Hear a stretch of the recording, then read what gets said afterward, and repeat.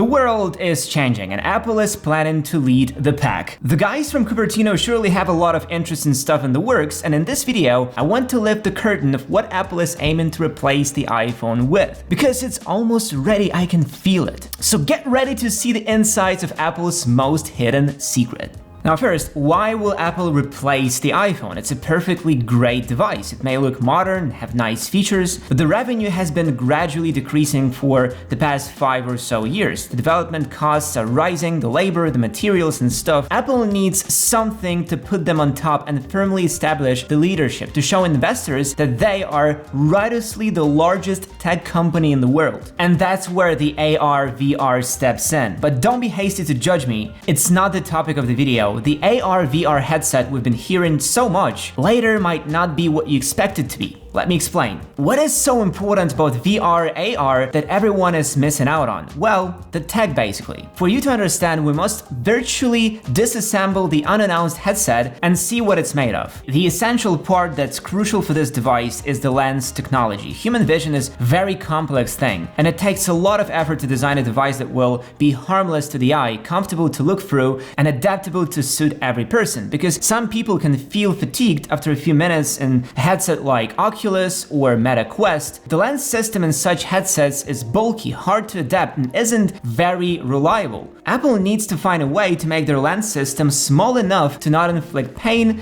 be gentle on the eyes, and all that stuff. We already know that the new headset will use pancake lenses, which will lead to a sleek and relatively thin design. But advanced lens systems aren't the only part of this. Apple is heavily working on making the system adjustable. And if we trust the reports, the unreleased headset will have a special auto adjustment system that will adapt the lenses for each user. If they really manage to achieve that, it may become the turning point where the tiredness of eyes will be drastically decreased. And I believe that all those AR, VR developments are the first step to making a leap forward and coming up with something that will change the world, at least the tech world. Another important part that needs figuring out that's been fueling the development of the AR/VR headset is the display. Basically for the same reason. Apple needs a display technology that won't harm the eyesight and still be easily manufactured. Apple already has implemented mini LED in iPhones and is surely experimenting with other advanced display technologies. Some rumors suggest that this new headset will feature ultra high-res micro OLED displays. These displays aren't very suitable for AR yet, but they are an important step that must be taken right now. Apple has also got to figure out a complex sensor system that would not only follow the person's eyes, but also scan the surroundings and face. According to some rumors, the headset will feature over a dozen cameras and sensors. Some of them will be used for scanning surroundings and the AR, some for biometrics, but we know for sure this will be a very advanced system. And as we all know from Tesla's experience, there is always a way to minimize the number of cameras and sensors. Apple could start with a dozen cameras, but in the next generation cut it down to only a handful. But what is really a centerpiece of the development is the system for sure. Reality OS to me seems like the main thing everything kinda circulates around. The system, the layout, the logic of it will dictate not only usability and satisfaction, but also design like lens field of view, display size, resolution and technology, and many other smaller things. Maybe that's the reason why it got delayed so many times. The OS is the trickiest thing, because it has to look organic to the eye and not to interfere with the world around us. Each wrongly placed pixel or button design could break the illusion and become a nuisance rather than innovation. But Apple is not a newbie in operating systems. They know how to make an intuitive and user-friendly interface. Yet, in recent years, iOS and macOS got slightly harder to use, mainly because of all the features that need packing. But where am I leading with this? It all comes back to my statement about the reason for AR/VR development. Apple needs to figure out the tech first, and if the rumors are true, they already did. And that could only mean one thing. The iPhone successor and replacement is already somewhere there in the workshop waiting to be released. And I believe it's not going to be the VR headset we're waiting for. I believe it will all boil down to glasses. But why am I so sure? Well, because VR has a lot of drawbacks alongside advantages. It's futuristic and cool and can enrich your life, but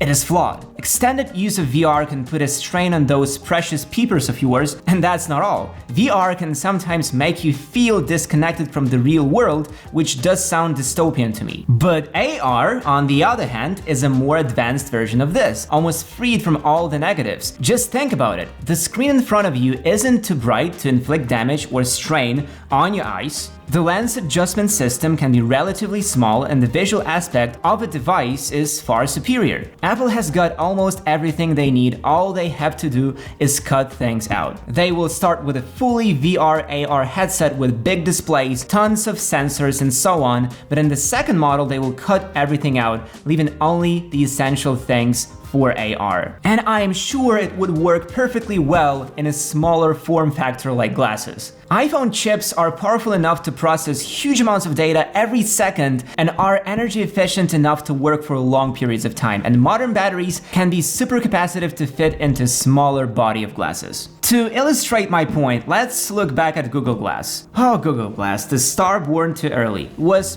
the super cool eyewear that Google launched back in 2013, and the tech was clearly not there yet. The screen was terrible and small, the performance was awful, the animations were clunky, and the feature set was rather scarce. It was a very ambitious project, too ambitious for its time, and even despite all the controversies and problems that followed, Google Glass was a total game changer. I hate this word. It kickstarted the whole wearable tech revolution and got us dreaming about augmented reality.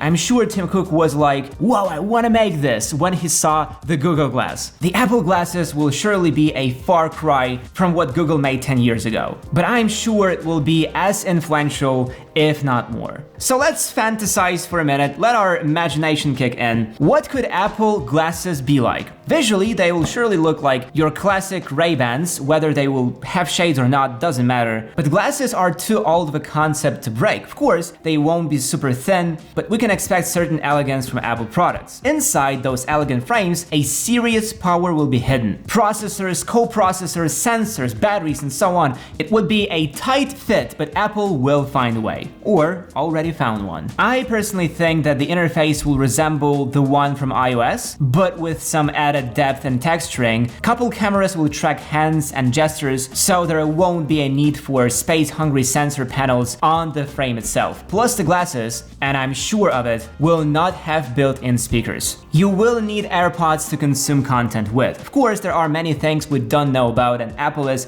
very secretive about the newest tech. Glasses are too big of a deal to get leaked, and as we all know, the darkest night is before the sunrise. So be prepared and start saving money. The iPhone replacement is coming, and it's gonna be huge.